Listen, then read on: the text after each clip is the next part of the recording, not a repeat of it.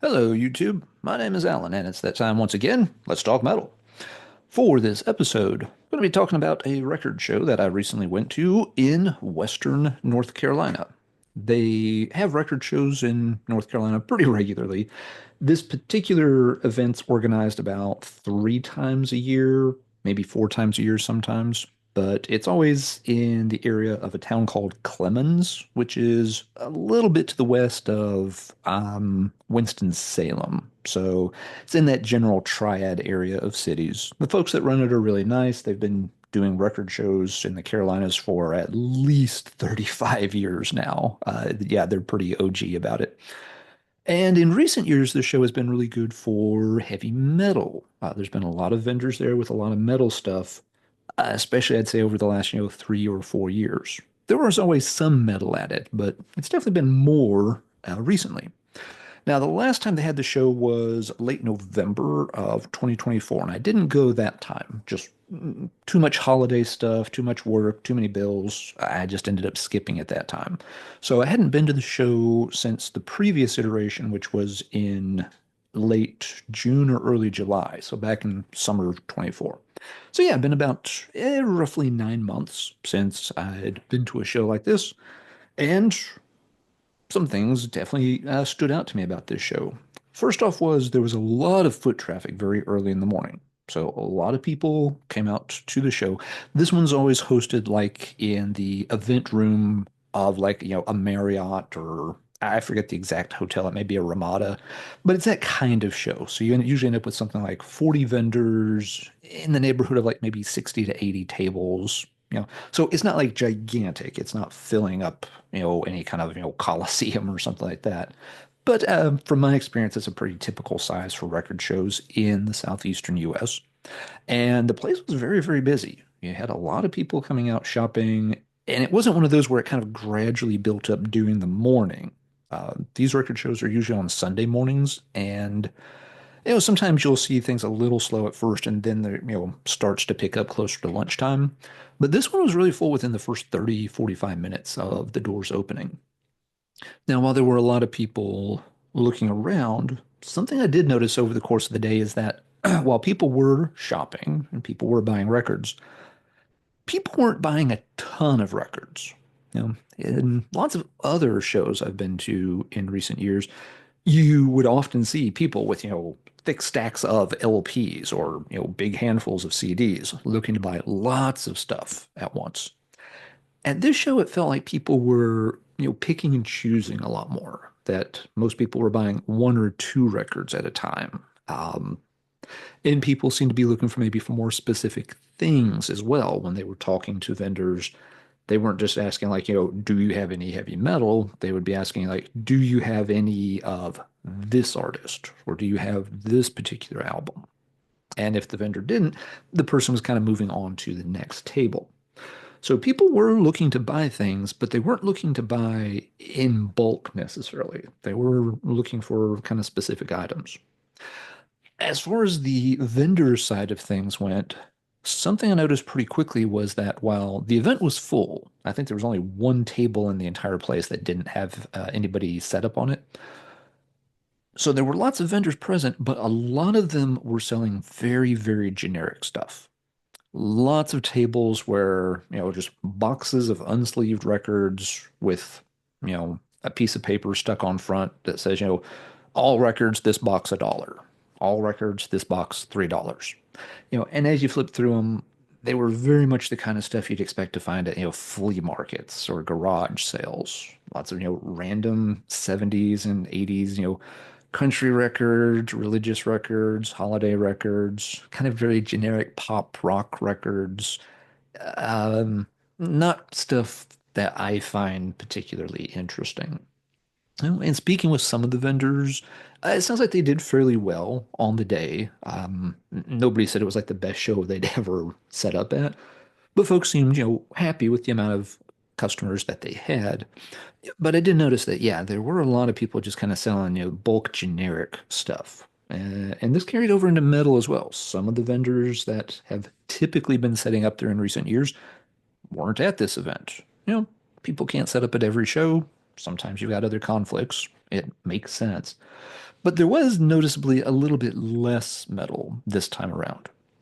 Something else that I noticed because I've been to this show a bunch of times over the past few years, you're starting to get into that case where it's a lot of the same vendors and they have the same stock from one show to the next show to the next show. They're kind of getting stuck with a lot of, the kind of less desirable stuff that just nobody's buying. And maybe at some point, they have to drop the price on those a little bit or do something to make the move. But in several cases, I would walk up to a vendor's like, I know this person. Yep, their table's arranged the exact same way it always is. I've been through this box before. I bet I already know 80 to 90% of the records I want to see. And yes, it played out that way almost every time. As such, I didn't find nearly as much stuff at this show, but we'll get to that in a minute. Another trend that stood out to me, this show was almost pure vinyl. And that's kind of a reversal from what it had been the last one or two times I was there. The last couple of times I went to this show, CDs were making more and more of an appearance. Say maybe 2 or 3 years ago, it was very vinyl dominated. But as vinyl prices went up, more people were showing up asking for CDs, and as such, vendors had started to bring more CDs, and people were really, gobbling them up. But this time the CDs were almost just not present at all. Yes, there's a couple of people here and there that had CDs, but it was more like, here's, 80% of my table space is vinyl, and then there's like, the one box of CDs over here on the side for like $2 each, and not even, people were kind of looking at them, but I didn't see many people pulling CDs out to buy. There were a few customers for CDs, but there simply weren't many to buy. In fact, I didn't buy a single CD at the show, and that's probably the first time that's happened since I started attending this show regularly again around, I don't know, 2021, 2022. So, been several years since I couldn't find a single CD to buy. None of the metal folks had any CDs on their table. Uh, some of the vendors who typically would have metal CDs, again, they weren't there or they just didn't bring discs. They only brought vinyl this time. So interesting kind of trend that is different from what the trend had been. It had been going where CDs were becoming a little more popular and a little more popular, taking up more table space at this show at each event. But this time, no, it was easily a 90% vinyl show. A few tapes and a few CDs. If you went to this show specifically looking for cassettes or specifically looking for CDs or specifically looking for like other memorabilia, it was probably not a good show for you. Maybe you got lucky and found some stuff you wanted, but there weren't many places to look for it. So that's kind of the uh, overall report on the record show. I did pick up some stuff. I ended up with, I think I've got 10 LPs I picked up, which sounds like a lot. Some of them were kind of, not cheap things necessarily, but they're newer things, some reissues and stuff like that. I did get a few nicer older pieces of vinyl too, and guess I might as well go ahead and start flipping through these. So, first up, a vendor who's usually there. I think he's from the Pittsburgh area. He at least has roots in the Pittsburgh area. He's always there, and he always has some cool metal stuff. And his boxes do tend to turn over, so I always check his stuff because you don't see a lot of his records in the boxes from show to show to show. Whatever he has this time, a lot of it will be gone and replaced with new stuff by the next show. And he had a couple of things that caught my eye. These were, a couple of bootleg pressings. I had this. It's a Possessed Seven Churches tour. And it's a soundboard recording. Eh, the dates are spelled out on the backs and all that. I don't know when this video will get posted. As of the time I'm making this video, the show was about a week ago, so I haven't even played all these yet. Let's see. This is a soundboard recording in Los Angeles, January 3rd, 1986, part of Seven Churches tour. It's got 8 tracks on it, so 8 of the 10 songs from the Seven Churches album are featured. I have played this one. The sound is okay. The vocals are pretty clear. The solos are pretty clear. The rhythm stuff is, a bit mushed together in the sound. So as a bootleg goes, it's not bad sound quality, but it's certainly not amazing sound quality either. I think these came on several colors of vinyl. The black circle up here indicates this one is on black, just kind of a simple, Godzilla outline label thing. So yeah, this is okay. Probably not something I'll play very often. I could see this ending up in a VCLT box in the future. I picked it up because I'd never really seen a possessed bootleg from the Seven Churches era. It's like, okay, yeah, it wasn't very much, uh, and I'll take a chance on it. He had another bootleg, same label, same series. This one's a Crimson Glory boot, and this one is on white vinyl. Details for this one. This was recorded live at Hammersmith Odeon in England, February 15th, 1987. This one only has 6 tracks on it, so a shorter track list, but pretty good tracks. Queen of the Masquerade, Azrael, Dragon Lady, Eternal World, Valhalla, and Dying for Your Love. Haven't had a chance to play this one yet, so I don't know if the sound quality is comparable to the other one or not. It's a different place, a different setup. There's no reason it has to sound the same. So yeah, we'll see how this one plays out. But again, hadn't really ever seen a boot live vinyl from that era of Crimson Glory. Talked to the guy. He gave me a good price because I was buying 2 of them. Yeah, cool. I'll take a chance on them. The Possessed didn't quite work out. We'll see how the Crimson Glory works out. All right. Also got a few reissues from a different dealer. These are just things, again, they weren't too expensive. They were records I was interested in. Originals or older copies can be hard to find and more expensive. So I was like, yeah, I'm okay with picking these up as just some reissues. I got a copy of Gorguts, Considered Dead.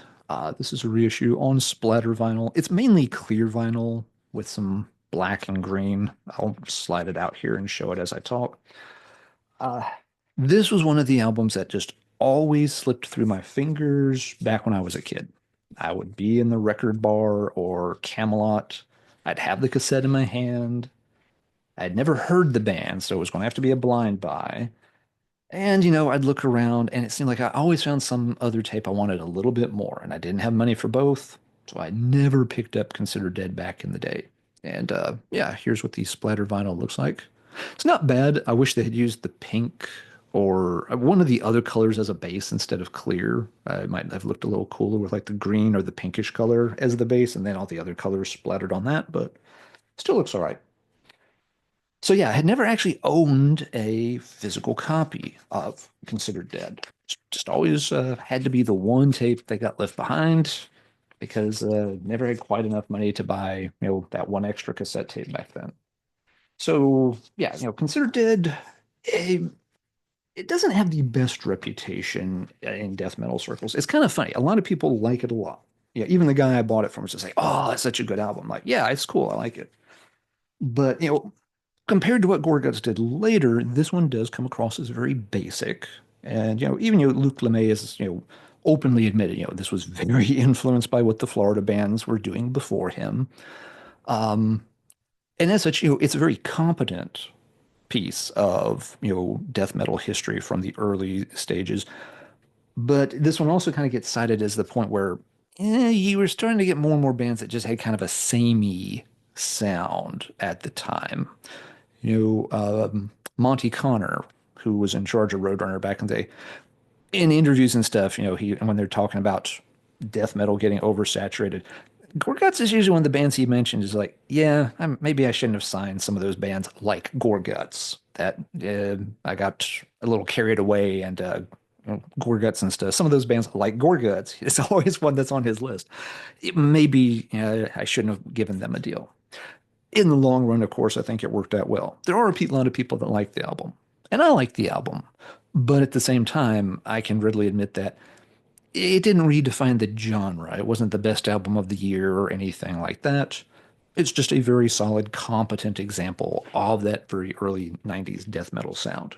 Nevertheless, cool to finally have a physical copy of it.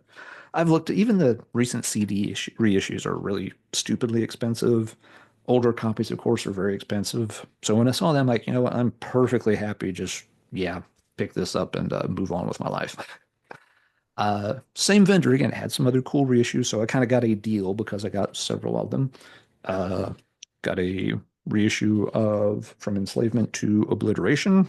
I've been kind of very slowly starting to, expand my Napalm Death knowledge base a little bit. They're a band I've always kind of liked, but I've never kept up with them like album to album to album. It was more like maybe every third or fourth album I would see what they were doing. So I'm like, yeah, I need to fill in the gaps a little bit. They had yep, reissue of Enslavement. It's like, sure, we can do that. Another reason I was happy to pick these Napalm ones up, and there's another one. Let me just show that first before I go off on that little rant. I also got a reissue of Utopia Banished. So same kind of deal. These are not on any fancy colored vinyl or anything like that. Just, very straightforward reissues. The I haven't played this one yet. I've played the Enslavement reissue. It's got bonus tracks on it from something. I'm not even sure what at this point. I haven't sat down and picked it apart. But I was happy getting the Napalm reissues on vinyl because, as most folks know, Earache's recent CD reissues of things are absolute garbage. They're like one panel digipacks. There's no booklet. There's no liner notes. You open the cover, you take out the disc, and that's it.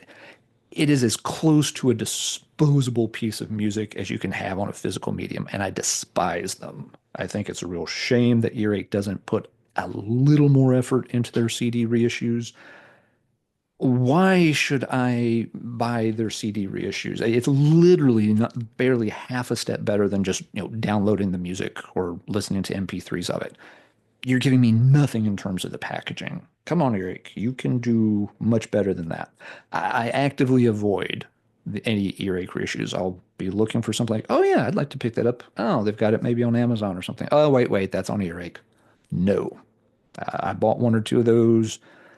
Just absolute embarrassment in in terms of how bad and piss poor the packaging is on those things. So, but the vinyl's like, okay, yeah, got a lyric insert. Vinyl sounds fine. I'll take them on that format, sure, but I'm not buying Earache's shitty CD reissues these days. I'll spend the extra money and dig up an old CD copy of something if I need to before I'll buy, yeah, one of their little one panel flip fall apart digipack pieces of crap. Okay, rant over. So we got two bootlegs and three reissues so far. Now, the rest of these are older pressings. All of these are nice items. Some of them have, some little condition issues. So I got them all from one vendor. There was one guy there that had, yeah, a lot of, kind of cooler, older stuff. And, took some doing, but, worked with him. I've bought from him before. He's a super nice guy, very knowledgeable. We negotiated for a while on this, and so I ended up picking up five things that he had. The first one, it was an original copy of Slowly We Rot by Obituary. And again, to be very clear, these are not, mint. There's, some bends on corners, stuff like that. There's a very tiny tear on just the back corner here. But still, yeah, really nice. I like this album more than some folks. Obituary is a band that some folks in the YouTube community tend to be a little mid on. And I don't really know their whole catalog very well, but I do like Slowly We Rot. Now, this one, it is the Road Racer pressing. So not the Road Runner. The Road Racer was the European pressing. But yeah, still an original press from 89. It's an album I like a lot. Yes, it is a simple album. Yes, I understand. Some people take issue with John Tardy not actually having words or anything. Uh, Nevertheless, I still find it a great album. I love the heavy Celtic Frost vibes in the music, and Tardy still sounds really fantastic. And the impact he had on that generation of death metal singers, I feel like sometimes it's getting a little overlooked these days, but just because people are kind of mid on Obituary in general. A lot of people, when they heard that first Obituary record and heard what Tardy was doing, it reset the bar in terms of what was considered extreme heavy metal vocals. People didn't know until later on that, okay, so he didn't have words and all that kind of stuff. Uh, it's still historically important to the development of death metal, what he sounded like, whether he was, actually had words hidden in there or whether it was just sort of garbled up. So yeah, I dig the record. Wasn't mint, but the price, we worked it out. It was okay. So kind of a cool thing to pick up. Another old one I got from him was a copy of Bolt Thrower's War Master. I had never seen an original copy of this on vinyl before, and the cover looks absolutely amazing. It's a gatefold cover. So here is the back and opens up. So you get a big picture of the band on the inside. Um, yeah, this one's, I've always had a soft spot for this one because it's my first Bolt Thrower album I ever heard. It was my introduction to the band. Looked gorgeous on the just, big vinyl format. And like I said, I'd never seen an original vinyl copy of this before. Now, this copy's issue is that it doesn't have the lyric booklet with it. It's supposed to have, I think it's like an A4 size lyric booklet and stuff, which would have been cool to have with it, but it didn't. And yep, there's the old Earache logo. Looks really cool there with the red on black. But yeah, so again, you getting several other things like this maybe is the one I end up leaving out of the stack if we can't work out the price, but because it's missing the booklet. But if I can get it included for a price I'm comfortable with, I'll try, and it worked out. All right, third thing I got was an old pressing of Megadeth. Peace sells, but who's buying? This is not a first pressing. It is an early pressing on Capitol.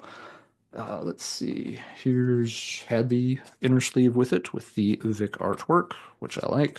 But yeah, this is the purple Capitol pressing, which I think is the 1988 pressing. The 86 pressing would be black with kind of like a multicolored ring around the outer part of the label. So it's an older press, but yeah, not the first.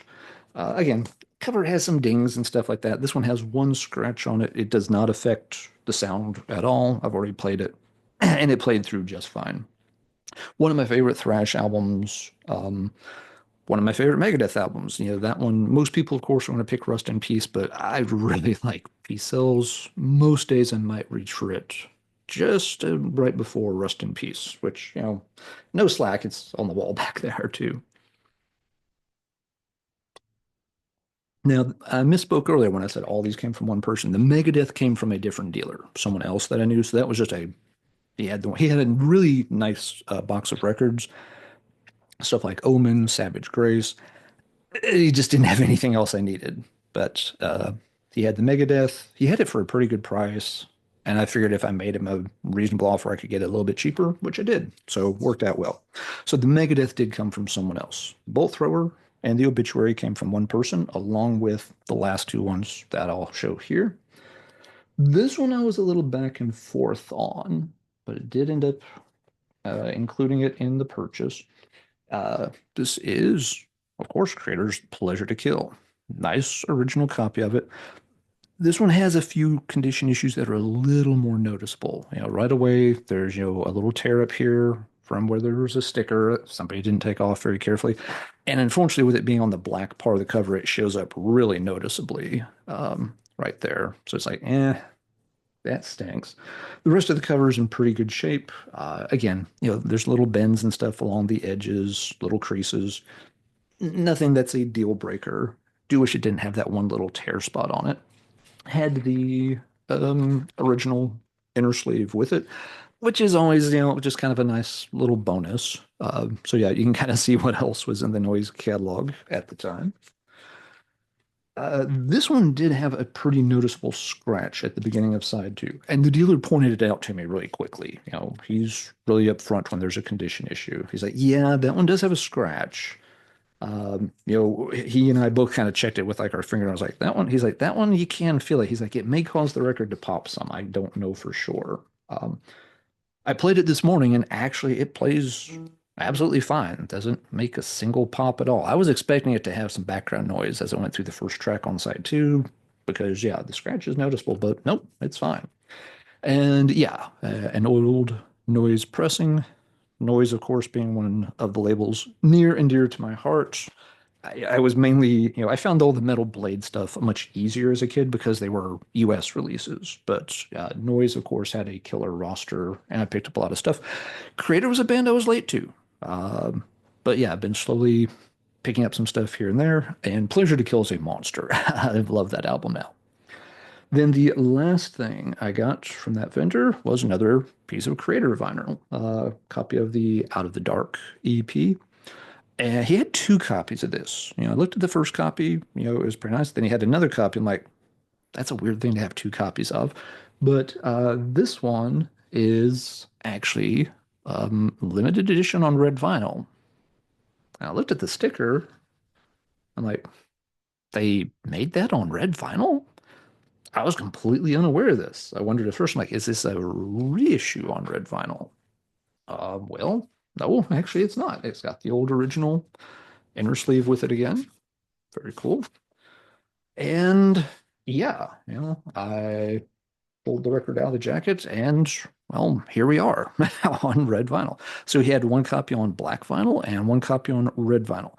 I think the black vinyl copy was a slightly different pressing. It might have been like the UK pressing or something versus the German pressing. But yeah, I saw this. I was like, oh, that's cool.